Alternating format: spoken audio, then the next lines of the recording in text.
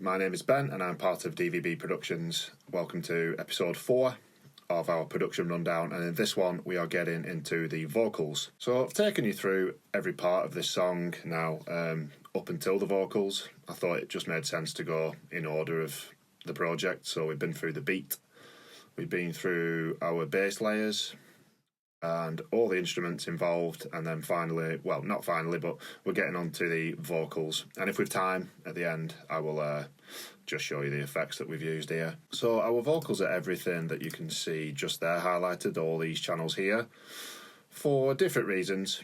So we have this Vox 1 channel that is the primary sort of vocals used for the verses and such.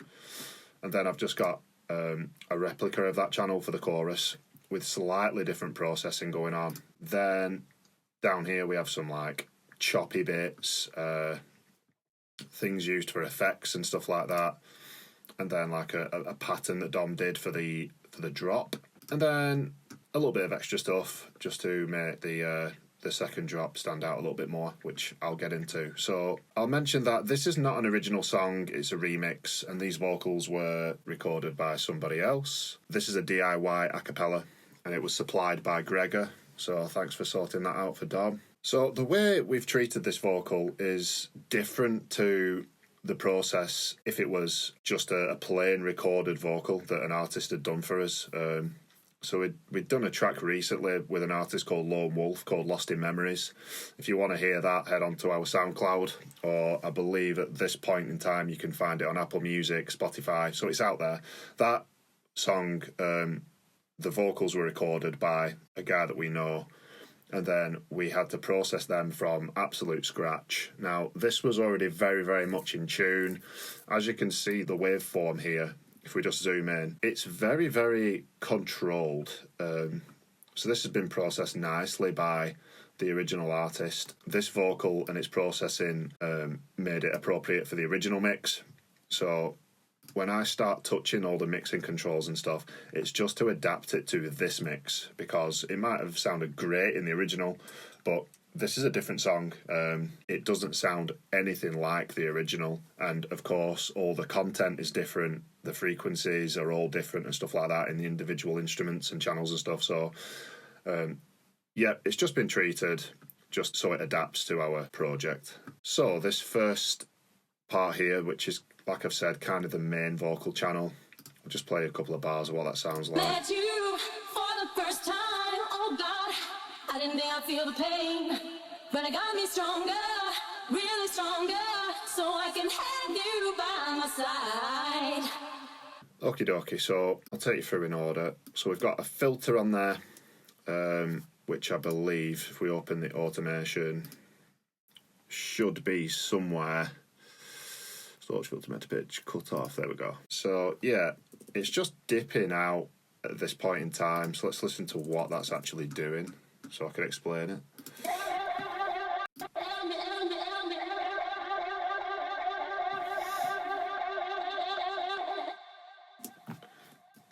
So it's just reducing the energy on this final part of the build-up, and then smashing it back in just before the drop. So that would sound like this.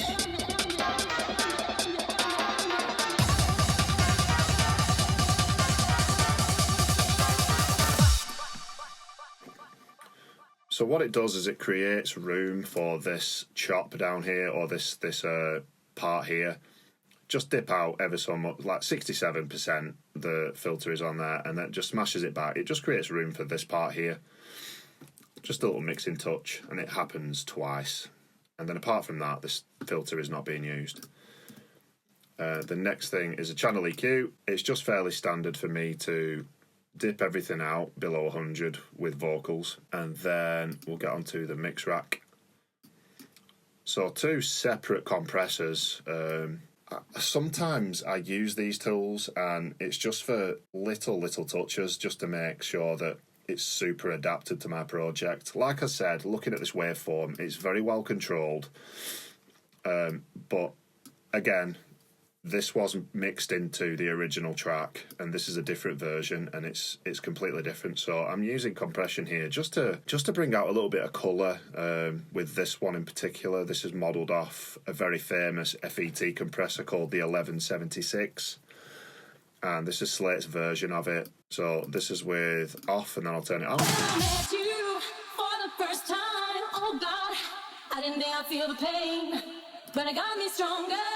Really stronger, so I can have you by. So there, it's just adding a little bit of vibe. It's just making the vocal a little bit more aggressive. And then this one is the U73B. It's modelled off an old German piece of hardware, and that's just going to tickle the tops and again add a tiny bit more flavour, just to make sure this vocal super matches up with the project, because it's a really aggressive song. When I met you for the first time, oh God, I didn't think I'd feel the pain, but it got me stronger, really stronger, so I can. And I love using a variety of compressors for slightly different things. The next thing on the list is a de-esser, because I've added I've added more compression, 2 types of compression to be exact, to something that's been compressed already. And what that will do is bring a lot of harshness on the S sibilants of the singer's vocal. So like the T sounds that their voice makes, and the S sounds like that sort of stuff. So what this does, it just dips out those S's because they've been really brought up because of that compression. So if I just click play, you can see this working. When I met you for the first time, oh God, I didn't think I'd feel the pain, but it got me stronger, really stronger. So you can see this band here just dipping out when the S sounds come in, and it sounds natural, it's not really overdone, but it's just going to make sure that they're not too present, because they can become really like that's a bad example, but that type of thing. On this particular channel, I've got 2 types of effect, so we will find where they are. Okay, so here's the automation for this guy, and this is another type of filter. This is like, it is a standard filter, but it does have some effects at the top here. I don't think this is very common for this type of plug to have, so I think it's quite unique. I mean, I might be wrong, but I can add a reverb in here and a chorus as the cutoff point is adjusted. I could add a little bit of stereo spread as the cutoff is adjusted, and a little bit of a phaser, saturation, so you can get some really wacky effects. If I just leave all those effects going and then just show you what that would sound like. When I met you for the first time, oh God, I didn't think I'd feel the pain, but it got me stronger, really stronger, so I can have you. So yeah, it adds all these different elements in there, and it sounds way overdone like that. So it's just a little bit of reverb and a little bit of chorus, a fast sort of chorus effect, just to make this little build up a little bit different. So if I just click play, and this is the automation for it, and I think I've done this by hand. So I've just like set one of the I've set the cutoff point here to one of the knobs on my MIDI keyboard, and then done it by hand. So that sounds like this.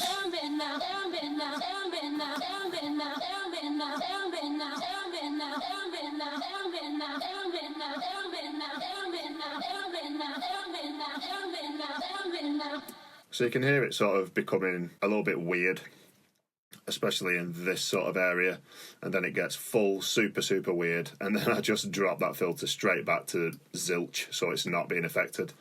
For the drop, it's just an idea that the vocal is sort of evolving as this drop builds. Yeah, so the full thing together sounds like this.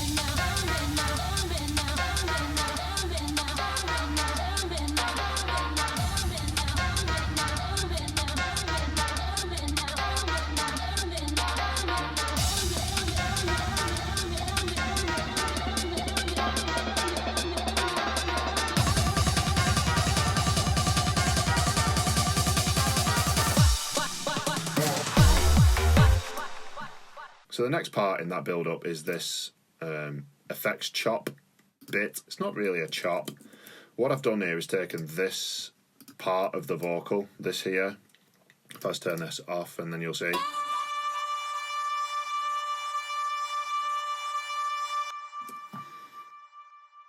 So this note isn't actually this long, it's just I've copied and pasted two more parts of this, copied them over there, and just cross-faded the parts there, just so it super extends out that, yeah. And then the next thing, I just cut off quite a lot of the range here. So just the sort of mid-range and the tops are getting through. And then I've got a transgate on there, which gives it that effect. So with and without.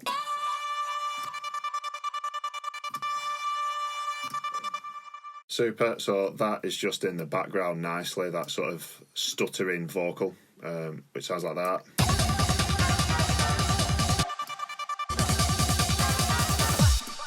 Again, it's just a thing to do to make, you know, your build-ups stand out a little bit. I mean, we don't do it all the time, but it's just one thing that we did that's a little bit of a creative process there.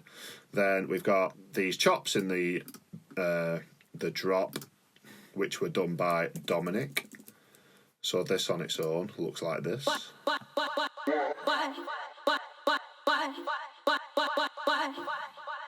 did I have to do with why? I was a fool for not believing why. You get the idea. Has that got any processing on it? Yes, it has. So yeah, the EQ there, you can just see the curve taking out the bottoms. Then there's this thing, which is like a little bit of a harmonic saturator / EQ. I could have probably done this just with an EQ, just to rate. I could have done like this type of thing. Bop. It's probably a bit much. Like this, just to make sure the tops of that are cutting through over the donk type thing.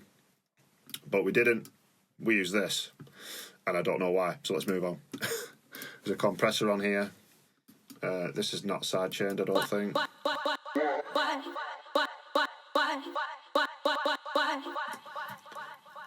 So that compressor is just making sure these bits are super even, or a little bit more even than they are, because these cuts are different. Yeah. And then we've got this yeah part, which is down here, which is very similar to the first one, which is here, the one I've just been through with the transgate effect on it, that one.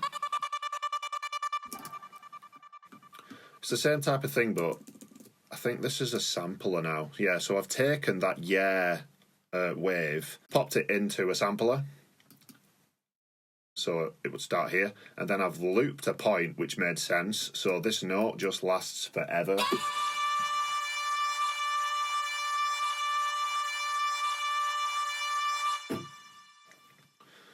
Awesome, so I could use that as an instrument. I mean, it sounds rubbish, but so what does that sound like in the build-up?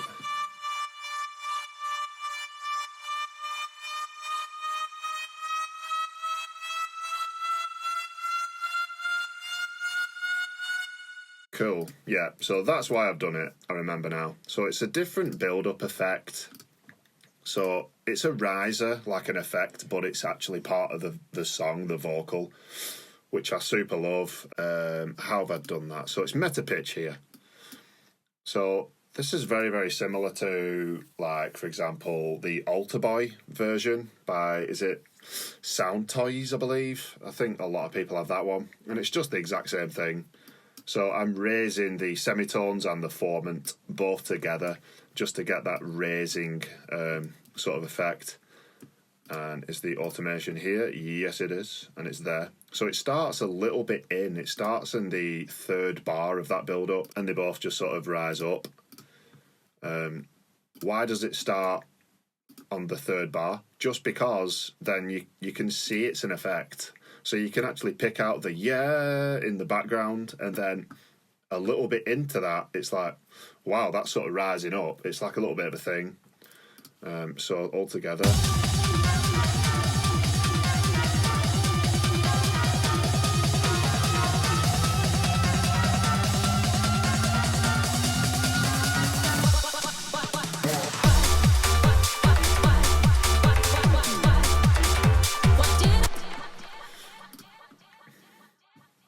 Sweet. So, yeah, as this has been used as a build-up effect, I've just put the performance and the pitch down to 0 again, and then I've just got that note sustaining, and it's been side-chained to the kick with this compressor.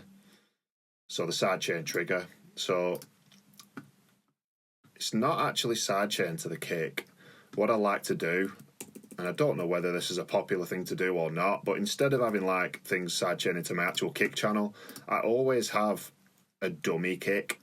So it's the exact same kick as this, popped up to the top of the project, muted, and then I can just use that as a trigger.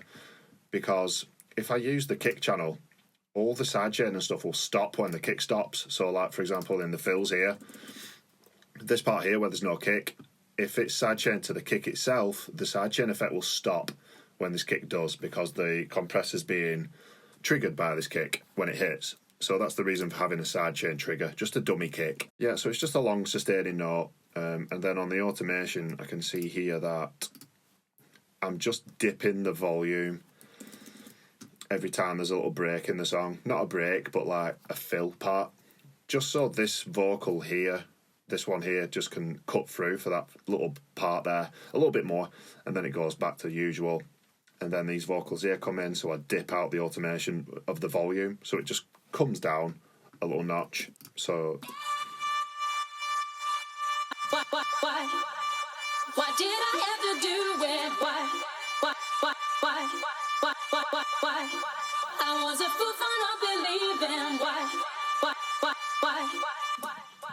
I talked about right at the start of this production rundown that it's all tiny adjustments that add up to like paint this big picture of like good mixing. Tiny things. And I love taking time over small details that really do matter in the final product. So, you know, that might be a very minimal adjustment, dipping this out just as that section plays, but it just makes a world of difference, all these little things that add up to one. So that's the reason behind automating the volume there. Probably could get away with not doing that, but again, I'm just a sucker for the details, I guess. So apart from those, it's just the Vox Chorus, which looks like it's not got anything special on it, I don't think. There is a transgate, actually. Let's see. Ah, yeah. So there is a transgate on there, just like one of the other channels that I just showed you, and that is just used for a little bit of creativity, I guess. In the build-ups, we had that full extended note, that yeah, which probably sounds like this.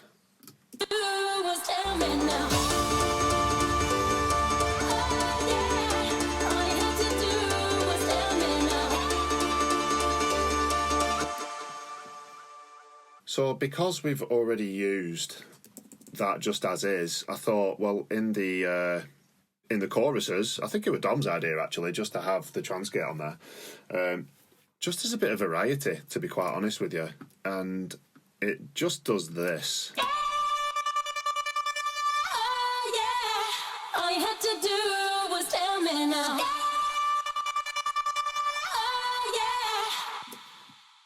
So it's just a little creative thing, and I think it sounds good personally when it kicks in, and it's a little bit different than the build-up vocal.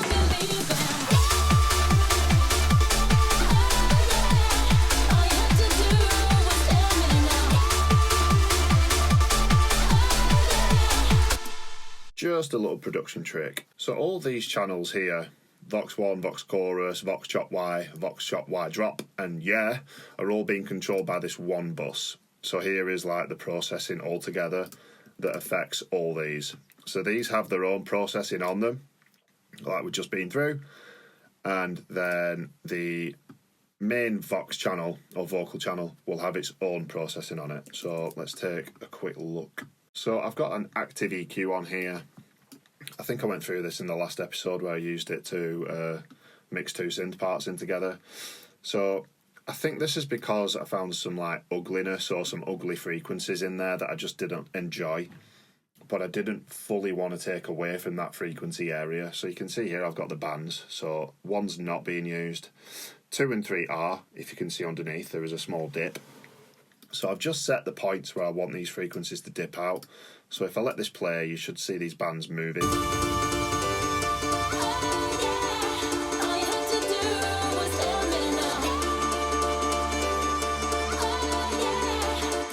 Yeah, and I'm remembering it was in the extended sort of note.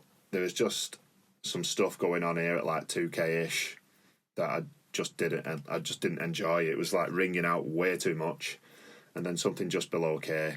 I could solo those bands and show you what they sound like. So this is what's being dipped out.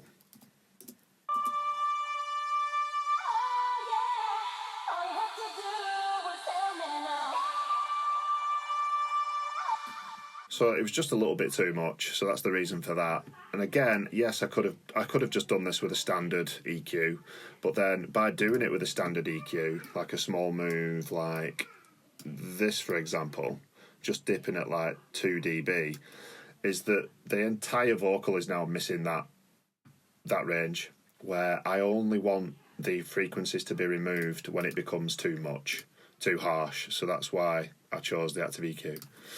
Then after that, we have this little guy called the Smooth Operator. And this is just a version of the Soothe 2 plugin. I think Steve Willow uses that. Don't quote me on that. I think a few people have it. And it's just a really useful tool for, I mean, let's be honest, it just does a job for you. So I found some more stuff after that processing that I just wasn't happy with, some more problem areas that just resonate my ears in the wrong way. So I've just used the Smooth Operator here, which is basically Soothe 2 type thing, just to get rid of some of that area. So this sounds like this. Oh,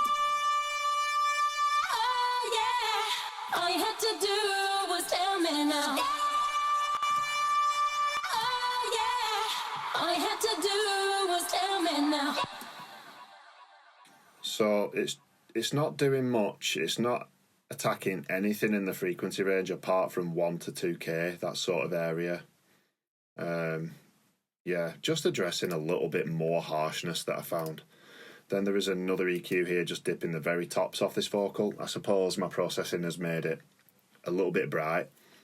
So I've just taken that out just to make sure it's, not too bright. Then another de-esser, because why not?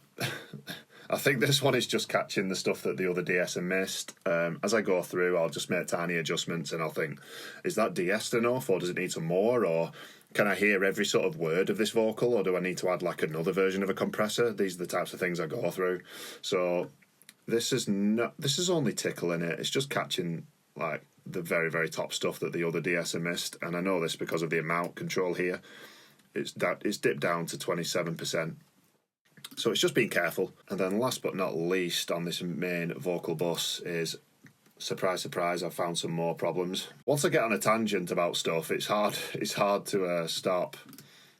And, I'm just being super, super careful here with this. Why?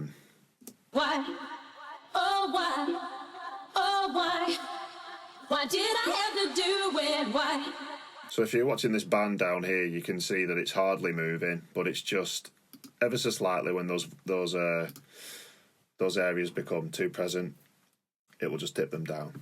And you're probably thinking, you could have done this with one. Do you know what I mean? I could have done it with the first one that I had and just like make a really, really sort of big dip down here with these, and then it would have solved it. And you're probably right, but I like to do things in stages, and as I'm going through and mixing and stuff, I'll make little decisions about, is that enough or does it need a tiny bit more? And I'd rather just smack another plugin on and be able to take it off rather than do something that I'll forget on one. Because like when I adjust them settings, I'm like, oh God, what did I have it at first? So that's just the reason for doing it in a lot of different plugins rather than in one. So that is everything to do with the vocals. So we may as well move on to the effects. So first thing we'll start with is this impact kick, which sounds like this. And this is just used for dramatic effect in certain points of the song. So this is the first time it comes in, and it is when the bass pad hits. So this is like a boom, the breakdown is here type vibe. So I'll play it from the part before. When I met you for the first time, oh God, And then I'll mute it and play it from that bar again, and you can just see the difference.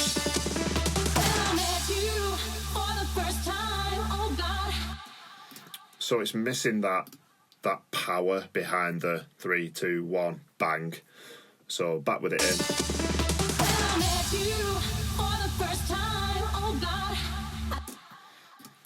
Cool. And the only thing I've done with that is just raised a little bit at 100 and then dipped all the sub out because, like I said in episode 1, I don't want any of this stuff to get in the way that my kick and bass in the main drops is the most powerful thing in the song. So I'll just get rid of the sub out of this stuff because I don't need it. I just need like the subby punch type areas. So just nearly 4 dB raised at 100 there just to make sure it's, in the context of the mix, it's powerful. Then that happens quite a lot of the time during the breakdown and build up, just to separate the small sections. And then it's used here once more as a little fill, I would imagine, which sounds like this, just from the bar before.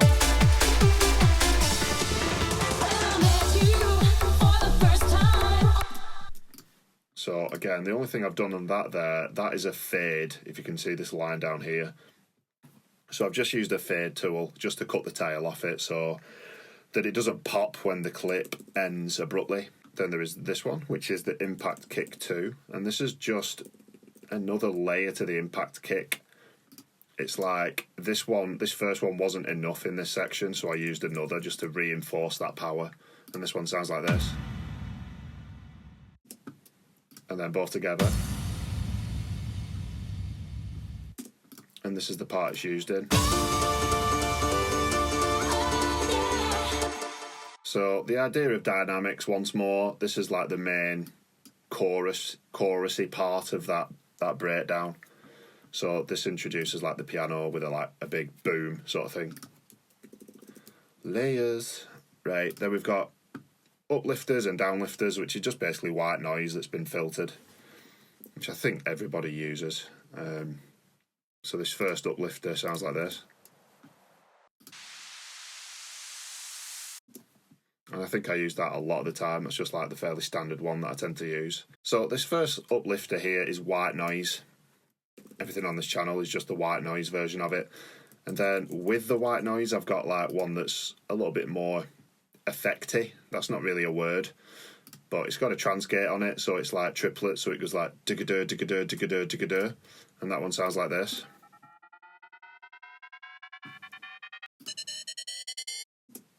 Without the transgate on. So it's a little bit more effect, like an effect type one. With a transgate on, both together sound like this. And in the context of what's going on.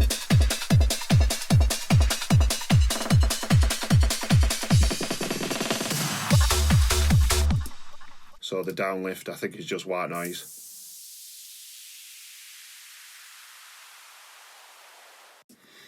And I think I use that in every project as well. It's just a really clean version of it. Again, I apply an EQ on there just to make sure that it's not getting into the lower ranges.